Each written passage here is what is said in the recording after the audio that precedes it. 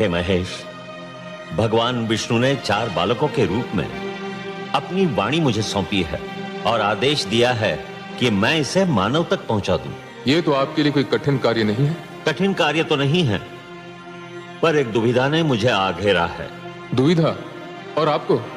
हाँ भोलेनाथ, आप तो भली भांति जानते हैं कि धरती पर क्या उत्पात मचा हुआ है। युद्ध, छल, कपट, भ्रष्टाचार, अत्याचार से धरती की दशा दयनीय हो गई है। एक मानव दूसरे मानव के रक्त का प्यासा हो रहा है। ऐसे मानव को भगवान विष्णु की दी हुई ये महान वाणी, यह अनुपम भेंट मैं कैसे सौंप सकता हूं भला? तो फिर आपने क्या निर्णय किया? कोई निर्णय लेने से पहले मेरे लिए आपकी स्वीकृति की आवश्यकता है। मेरी स्वीकृति? हाँ शिवशंकर, इस सृष्टि की रचना मैंने की है, परंतु इस सृष्टि में बहुत सी ऐसी वस्तुएं भी जन्म ले चुकी हैं जो अनचाही हैं। मैं इस सृष्टि में परिवर्तन चाहता हूं। भगवान विष्णु के आप्त वचन को मानव तक पहुंचाने से पहले मैं चाहता हूं कि धरती से कुरूपता, पाप, अन्याय तथा अवगुण का विनाश हो जाए।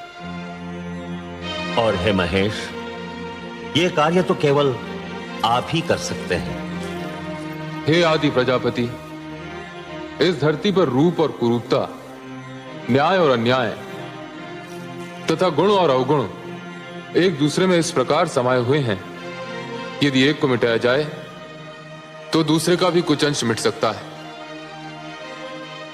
पुण्य और पाप एक दूसरे में इस प्रकार उलझ गए हैं, यदि एक पर चोट की जाए तो दूसरे को भी हानि पहुंच सकती है। यह क्षेत्र आपका है भोलेनाथ, कोई और इस कार्य में हस्तक्षेप कर ही नहीं सकता।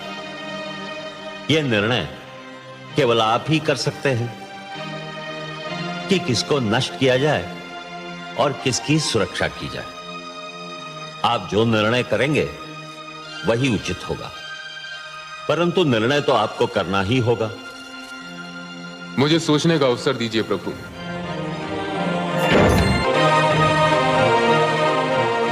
क्या निर्णय है आपका भोलेनाथ? हे ब्रह्मदेव, मैं इस निष्कर्ष पर पहुंचा हूं कि सृष्टि को पूर्णतया नष्ट करना उचित नहीं होगा। मैंने आपसे जो निवेदन किया है, मुझे उसका उत्तर चाहिए भोलेनाथ। उत्तर? उसका तो केवल एक ही उत्तर है। धरती पर जल प्लावन होगा,